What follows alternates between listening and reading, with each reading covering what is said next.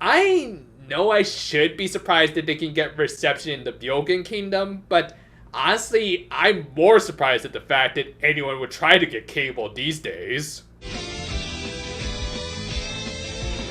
We opened this week with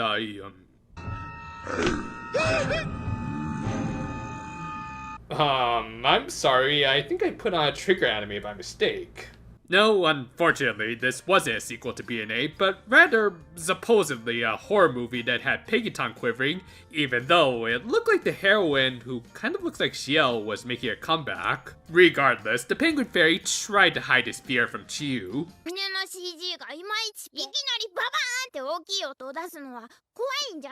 It's sad how much that can be applied to pretty much every blockbuster these days.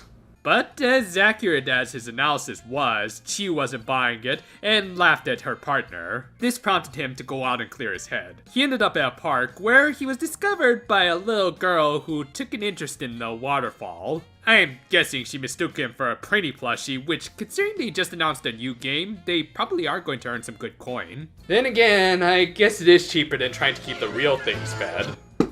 Thus, the wise little collector, who we would later learn was named Lily, did as Pegitan put it. I keep telling you, wait until next month!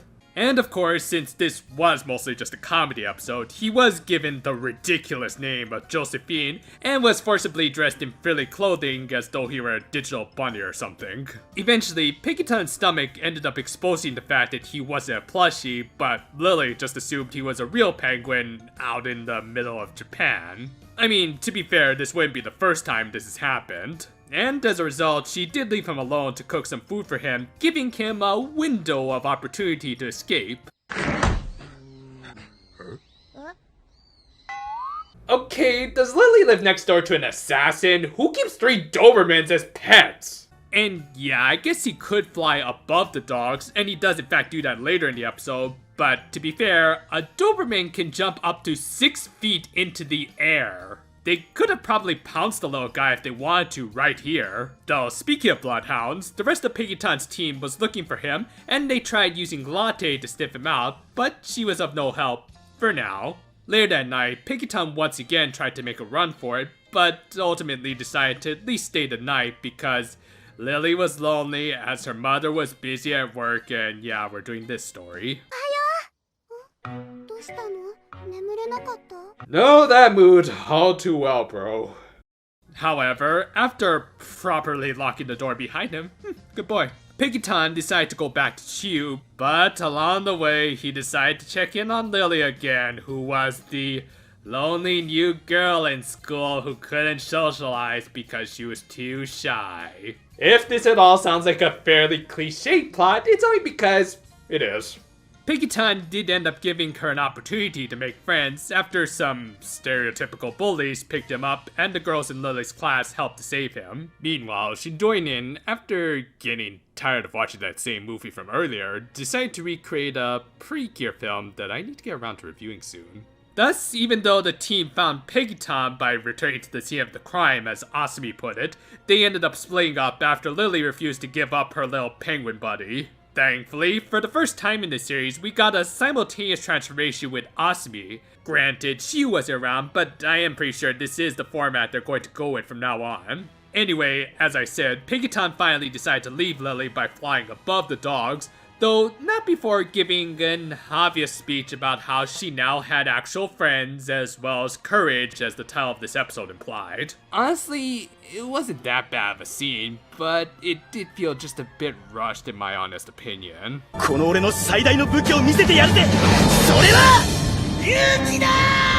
This led into a very awkwardly framed fight this week, as for whatever reason, the team was having a hard time approaching the non-megaparted monster. Oh yeah, the megaparts never showed up in this episode, even though they've been a big thing so far. I guess they were just waiting for Chiyu to come in with an admittedly impressive Meteora that looked better than some of Sasha Banks'. And yeah, I will admit, it was nice to see a regular finisher after about several straight weeks of defeat by Harp.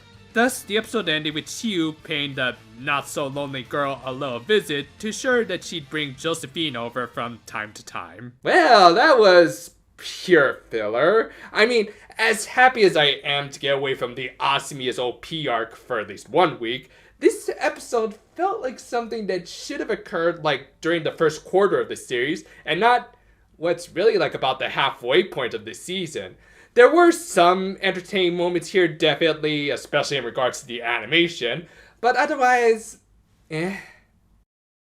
Goes without saying, I was just not that into Lily's conflict. I mean, she's not an unlikable character by any means, it's just that I feel like we've done this song and dance many times in anime. I mean, she even occupied the main protagonist's desk in class. She was just a lonely girl who needed a little push to better herself. Granted, this was a decent episode for Pegitan, with him making an effort to better himself by developing more valor, I won't say the obvious word. Though I do think previous episodes, including one that was written by this week's writer, actually developed him more. Yeah, this week's writer was Ryunosuke Kingetsu, who up until now has done some good to great episodes. I kind of get the feeling like this script was hastily put together due to the pandemic, as the title and synopsis wasn't even released until recently, while episodes in October had their titles revealed first. I'll admit, I don't have any concrete evidence to back this, but that's just how I feel. And that theory is somewhat backed by the fact that the mega parts weren't even used this week, which is odd, especially after they just introduced a new mechanic. Honestly, the most interesting part about this episode was the fact that it had 3 different animation directors, and yeah, you can kind of tell. From Shield's guest appearance in B&A, to some of the effects like Hinata's stone words, they were clearly experimenting with some interesting animation techniques, which I will applaud and wouldn't mind if they play with their visuals like this more often. It certainly got a few genuine laughs out of me if anything else. With all that said, while I wouldn't call this a bad episode, as it did have some really entertaining moments, it was still very much filler, and as we reach the latter half of the series, I do hope we get some more actual plot episodes sooner rather than later. October is fast approaching, and I just hope I can have a Higurashi video done in time for it.